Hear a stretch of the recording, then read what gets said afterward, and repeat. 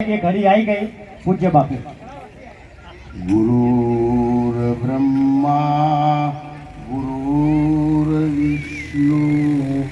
गुरुर्देवो महेश्वरम गुरुर्साक्षात् परिब्रह्म तस्मै श्री गुरुवे नमः। तमेव माता पिता तमेव बन्धु सखा तमेव विद्या द्रविणं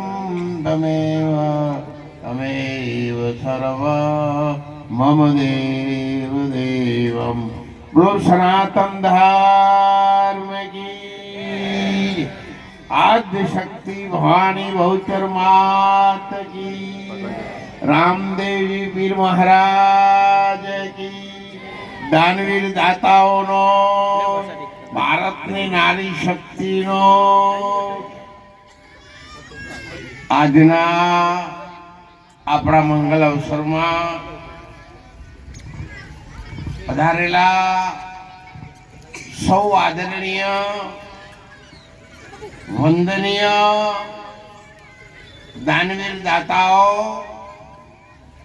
मंदिर, स्कूल અને આપણા ગામના વડીલ પ્રથમ નાગરિક સરપંચ સાહેબ, બંને સંસ્થાઓના પ્રમુખ સાહેબ શ્રીઓ, પૂજ્ય આદરણીય માતાજી, અમે સાથે નોકરીમાં હતા ધોતીવાળા રાવલ સાહેબ, એ આપણા ગામના જ છે ને બધા પરિચિત છે બધા વર્ષોથી। આપણે રામદેવજી મહારાજનું નવનિર્માણ મંદિર બનાવવા જઈ રહ્યા છીએ। એમાં જે દાનવીર દાતાઓએ સહયોગ કર્યો એમને બધાને, અને જે મહિલા મંડળના મનમાં જે વર્ષોથી ભાવ પડ્યો હતો એ ભાવ આજે એ કેરીની ગોટલી ઉગીને ફંટો નીકળ્યો છે બારે હોય પ્રગટ થઈ ગયો। હવે આપણે બધાને પાણી પીને બહુ મોટો કરી અને કેસર કેરીઓ આવો એટલે એનો સમાજ લાભ લે એ દિશા તરફ આપણે બધાને જવાનું। પાણી પાવાનું કામ આપણું છે। ગોટલી આ બેન દીકરીઓ વાઈ એટલે આપણે બધા દાનવીર દાતાઓ તરીકે સહયોગ કરીએ। જબર મંદિર બને છે, જબર મંદિર બને છે કહેવાનું નહીં, મેં થોડું ઢીલું મેલું પડશે પૈસાનું એ।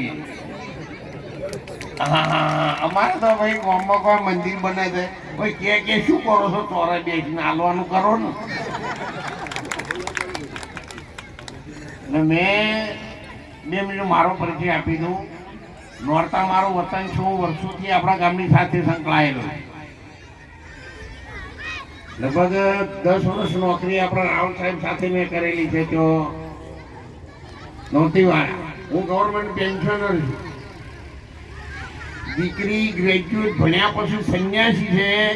જુનાગઢ અને રણુજા બંને આશ્રમનો વહીવટ એ કરે છે અને અત્યારે હાલ એ રણુજા છે। રણુજા આશ્રમમાં 1000 માણસ રહી શકે એટલી વ્યવસ્થા સંપૂર્ણ છે। ગમે ત્યારે કોઈને પણ જવાનું થાય તો ભાઈઓ બહેનો દીકરીઓ તમે એન્ટ્રી કરો એટલે નાવા ધોવાનું, ખાવાનું, પીવાનું, રહેવાનું બધી વ્યવસ્થા ફ્રી ઓફ સેવા આશ્રમ આપે અહીંયા। અને જુનાગઢમાં આપણા પ્રમુખ સાહેબ આવેલા, અમારે સાહેબ જો આર્યા જો સાહેબ એ પણ સાથે એમની સાથે હતા જુનાગઢ આશ્રમમાં, એમણે જોયેલું। એટલે શિવરાત્રી નજીક આવી એટલે કોઈને આવવું હોય તો આવજો, અને 2 દાડા પછી રણુજા પાછા બીજા દાડા આવજો। બધી જગ્યાએ વ્યવસ્થા। એટલે સૌને મારી વિનંતી છે, જો ગમે તેવું ગળવું હોય ને પણ એક ઘા ખમી એટલે અહીંયા આપણે રોમાપીનું મંદિર થાય છે તો તમે તાર બધા હું જ મદદ કરજો। અમે તો ગોળી ગમે ત્યાંથી ગોઠવી દેવું, તમારે એમાં બહુ હલવાની જરૂર નહીં। અને ભગવાન આપણને બધાને ભૂખ્યા જગાડે, કોઈને ભૂખ્યા ઊંઘાડતો નથી। ધર્મનું કાર્ય ક્યારેય ઊભું રહેતું નથી। હું ખૂબ મોટો જમીનદાર છું, બાબો છે દીકરો છે એ પણ મીડિયમ ઇંગ્લિશ બી સિવિલ એન્જિનિયર સુધી ભણેલો એન મિસિસ છે એ વકીલ છે. અમે તો બધા ભણેલા ગણેલા છે, પણ નોકરી કરવાનો ટાઈમ ના હોવાથી અમે અત્યારે હાલ બધા સમાજની સેવામાં છીએ.